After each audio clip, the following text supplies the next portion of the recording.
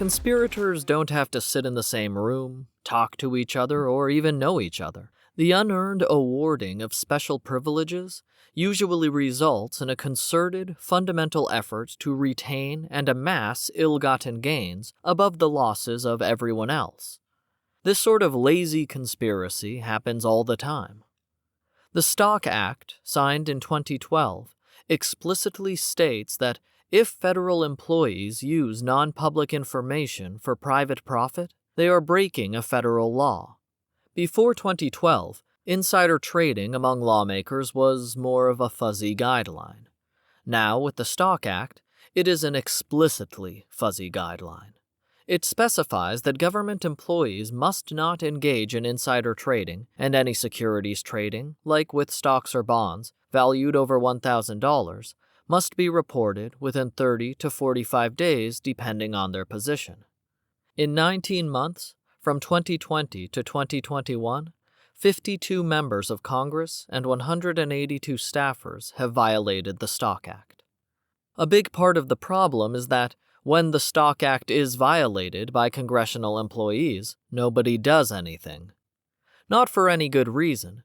The excuses given by congressional employees are that they weren't told about the trades in time, they forgot, or misunderstood the deadlines. They were parents, or they didn't know how to do it. The first offense against the Stock Act should result in a fine of $200. A penalty waiver may excuse the offender, but should only be awarded in the event of, quote, unusual hardship, end quote. It does not excuse forgetting or pointing fingers at somebody else, or not knowing how to do it. But, unfortunately, the Senate Select Committee on Ethics that is supposed to be enforcing this law is not. There is no public disclosure, and, as it turns out, little and sometimes no private disclosure either of the penalties for non-reporting by congressional employees.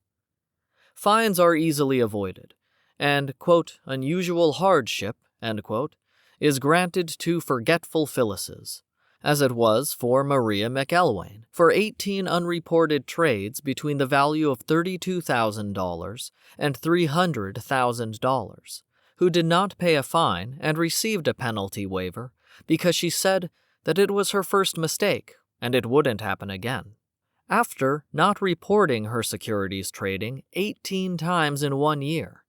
But 19 times? Heavens forbid. Nobody seems to care that hundreds of government workers are breaking a federal law. As Walter Schaub says, quote, not caring about ethics to know the rules isn't unusual hardship. In fact, it's anything but unusual in Congress, end quote. Regardless of how late a federal employee is, how many trades they made, or how much they invested, first-time offenders receive either a $200 fine, a penalty waiver, or nothing at all. Offenders often suffer no consequences. Gary Anders, a staff director, quote, didn't know one of his stock trade disclosures was more than a year late, end quote, until a reporter asked him about it, and was completely unpenalized. Maybe I'm not well-traveled, or maybe it's because senators and congresspeople are part of a national aristocracy, but I haven't heard of any average citizens being excused from not showing up to court or not paying a parking ticket because they forgot. I don't know a single person who received a penalty waiver because, after all, nobody told them they couldn't drive over a double yellow line. A counsel from the Office of Congressional Ethics says that, quote, the committee does not look for late filings. There is no notification. If you're late, you actually have to start making a bunch of calls to figure out how to pay the fine. The instructions are not on the Ethics Committee's site.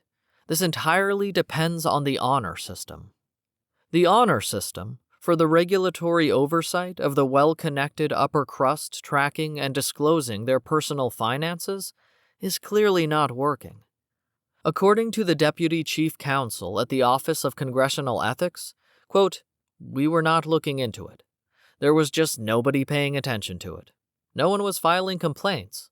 When you have the Ethics Committee, who has failed to go after these blatant violations, it sends a message that anything goes. End quote.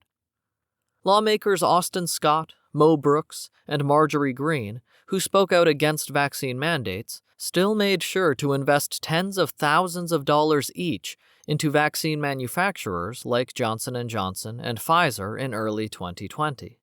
Dozens of lawmakers publicly against pollution, the detrimental effects of the media, against smoking, and who decide governmental regulations on cryptocurrency, invest in fossil fuels, social media companies, tobacco companies, and cryptocurrencies. Most members of Congress do not have their assets in what's known as a qualified blind trust, where their assets can be managed by an independent third party to ensure ethical investing. Lobbying is another huge problem.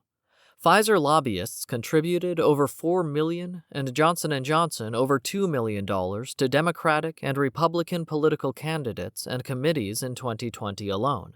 But that number is closer to $20 million in total lobbying efforts against the American government. Quick clarification, the total I mentioned only applies to those two companies.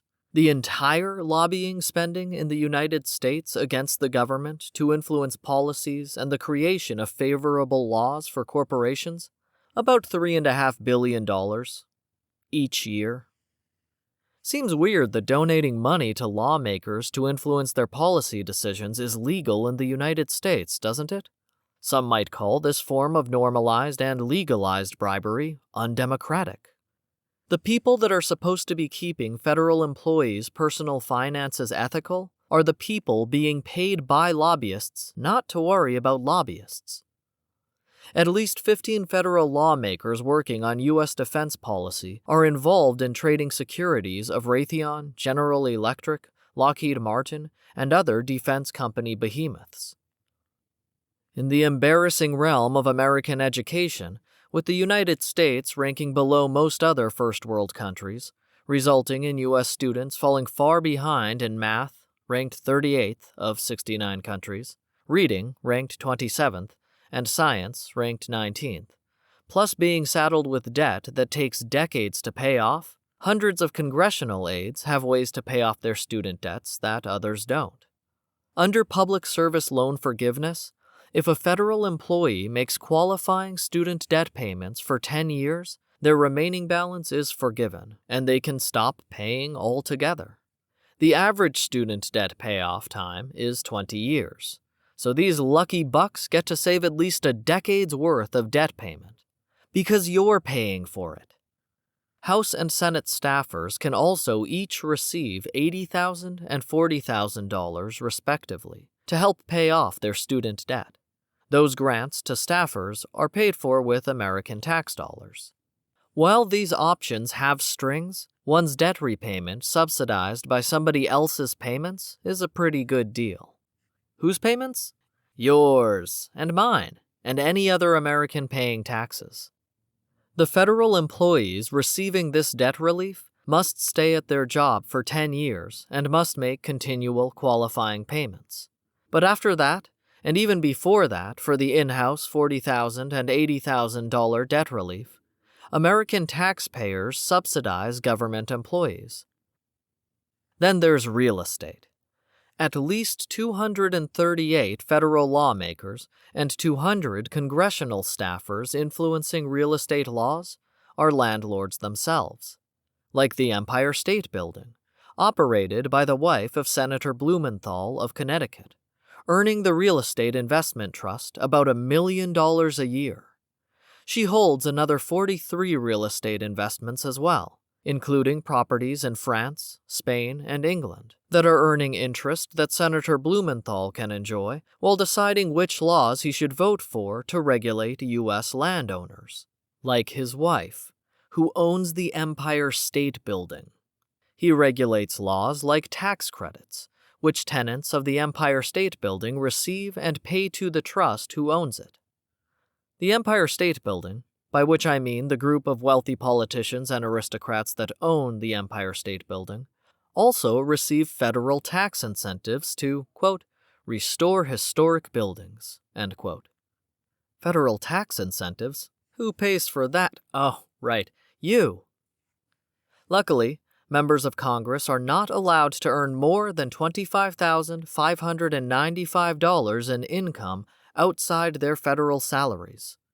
Well, except from rental properties, like the $1 million, 40 times over the legal limit, brought in by the Empire State Building. Oh, and except for stocks, like the tens of thousands of dollars made by numerous members of Congress trading in defense or pharmaceutical securities just last year. Oh, and book deals, like the $1.8 million earned in just 2020 by 26 members of Congress. Maybe we want the senators we support and like to hear from to write books, so we can better understand their policies and the reasonings behind them. Maybe. And maybe we want the congressional members we literally pay the salary of to own 100-story buildings that take in hundreds of thousands of dollars, while the lawmakers sit in their office and decide on the real estate laws that determine the amount of income they receive from those properties. Well, no, we probably really don't want that. The people making the laws in the United States, a country of backrubbing, insider trading, and federal corruption, need strict and enforceable regulatory oversight regarding how exactly they are allowed to profit and how they are limited from profiting off of the laws they pass. As it is, federal lawmakers are abusing their authority and profiting financially from that abuse.